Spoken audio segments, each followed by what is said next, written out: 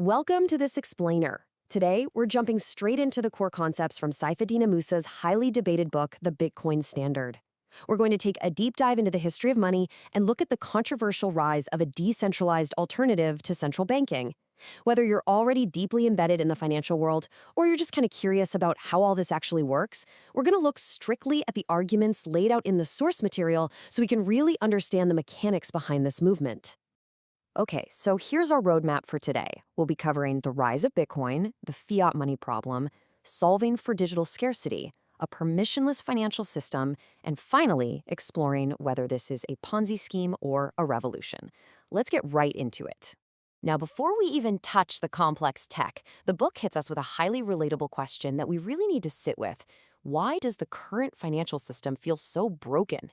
To grasp the emotional core of this whole topic, the author suggests we have to look at the everyday, very real frustrations people feel about their money and their losing purchasing power. It's exactly that widespread frustration that paved the way for a radical alternative. Section 1. The Rise of Bitcoin, from Geeks to Wall Street. And wow, the journey from an obscure cryptography mailing list to mainstream finance is absolutely wild. When you look at it, the evolution here is incredibly rapid. It kicks off on November 1st, 2008, when the pseudonymous Satoshi Nakamoto sent out an email outlining a peer-to-peer electronic cash system. By 2009, the very first block was mined, and a price was calculated just based on the electricity needed to produce it. Then we get the legendary 2010 transaction. Someone literally bought 2 pizzas for 10,000 bitcoins, marking its first use as a medium of exchange. Fast forward a bit to 2021, and El Salvador actually adopts it as legal tender to promote financial inclusion. And finally, that brings us to the monumental 2024 spot ETF approvals in the US and Hong Kong, putting it on equal footing with legacy commodities. Now, you really want to pay attention to that 2024 milestone. The author notes that the approval of these ETFs was a total watershed moment. Why? Well, because it essentially provided legal clarity. You see, for years, one of the biggest fears out there was that governments would just flat out ban the technology. The ETFs removed that fear, put Bitcoin on an equal footing with established assets like gold, and, crucially, opened the floodgates for non-tech-savvy people to participate easily right through their traditional brokerage accounts. Moving right along to Section 2, the fiat money problem, debasement and inflation.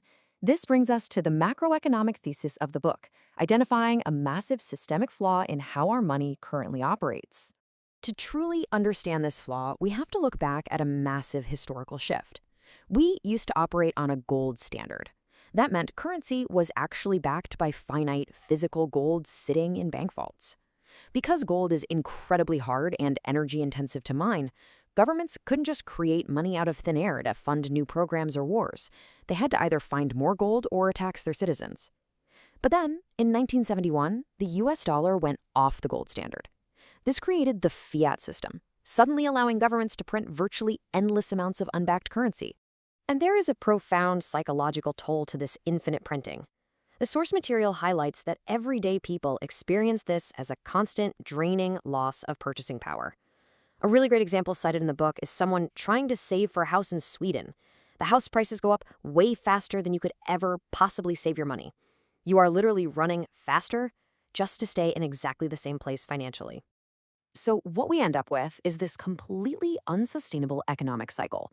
The convenience of government money printing directly results in the currency being debased over time. And who ultimately pays the price? Well, we do. The citizens foot the bill through inflation and the slow erosion of our hard-earned savings. According to the book, this cycle has been tried repeatedly throughout history, and spoiler alert, it consistently ends in economic disaster. Which leads us to Section 3, solving for digital scarcity. To combat this cycle of infinite money, the author introduces the core technological breakthrough achieved by Satoshi Nakamoto. Here's the thing, making anything truly scarce is incredibly difficult. The book points out that even physical gold isn't perfectly scarce. I mean, if the price skyrockets, people will just deploy better technology to extract more of it from the ground. And in the digital world, scarcity was historically thought to be impossible because files are just effortlessly and endlessly duplicated. But the source argues that Bitcoin completely shattered this paradigm. 21 million. That's it. That is the absolute, hard-coded, unchangeable maximum supply of Bitcoins that will ever exist. No matter how high the price goes or how much insane computing power is added to the network, the protocol dictates there will never ever be more than 21 million. According to the book, this mathematical ceiling is exactly what makes it the world's first truly scarce digital commodity. Now, you might be wondering, wait, is 21 million units actually enough to build a global economy on? It's a valid question. Scarcity alone just isn't enough.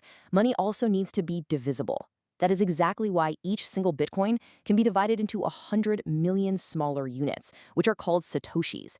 This massive divisibility allows for incredibly small micropayments, meaning the whole system can actually scale to accommodate tiny, everyday transactions. But how do you process all those tiny transactions quickly? Well, the book explains that this is where Layer 2 technologies come in, like the Lightning Network. This network basically sits right on top of the main Bitcoin blockchain, and it's specifically designed so users can efficiently send rapid microtransactions. We're talking fractions of a cent across the globe instantly.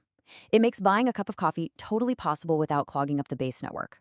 Section 4. A permissionless financial system. So the money is scarce and divisible, but the author argues that its lack of central control is what truly empowers people. When we contrast the two systems, the differences are just stark. The traditional financial system completely relies on trusted third parties. You know the drill. You need a bank account, an internet service provider, and you have to ask a gatekeeper for permission to move your own money, often paying high fees just to do it.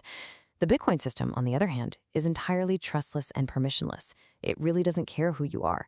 There's no founder, no overarching corporate board, and no government dictating who is allowed to send or receive funds. You just need a wallet. Getting rid of those gatekeepers has some absolutely incredible humanitarian applications. The source heavily emphasizes how this empowers marginalized groups. Think about women in restrictive countries who are legally excluded from holding traditional bank accounts. It also reaches remote villages completely lacking banking infrastructure. Amazingly, transactions can be completed using a simple text message, so you don't even need an internet provider, just a basic cell signal. Given that there are far more cell phones on Earth than bank accounts, the author argues this opens up entirely new, massive global markets. And finally, Section 5. Ponzi scheme or revolution. As we start wrapping up our explainer, we have to tackle the heavy skepticism that naturally surrounds a financial system this radically different. To actually appreciate the system, rather than just dismissing it out of hand, the author urges readers to really understand its key technical mechanics. Take the halving, for instance. Every 4 years, the reward that miners get for securing the network is automatically cut in half. This mathematically enforces the exact scarcity we talked about earlier by continuously lowering the inflow of new Bitcoin. It's completely automated, and it literally cannot be manipulated. Because, according to the book, you can't just glance at this technology and get it. Actually, the author suggests you need to spend anywhere from 10 to 100 hours studying very specific concepts: mining, proof of work, hash rate, the difficulty adjustment, and the halving. You really have to understand how a fully transparent open-source network manages to operate continuously without ever being hacked and without being controlled by anyone. So ultimately, the Bitcoin standard leaves us staring at this massive, provocative dilemma. Once you strip away all the noise and truly understand the bare mechanics of a finite, decentralized digital asset, what are you actually looking at? Is it just a giant Ponzi scheme like the critics claim? Or could it genuinely be the biggest technological invention since the internet itself? The author challenges you to do the research, look closely at the mechanisms we've outlined today, and decide for yourself. What do you think the future of money really looks like?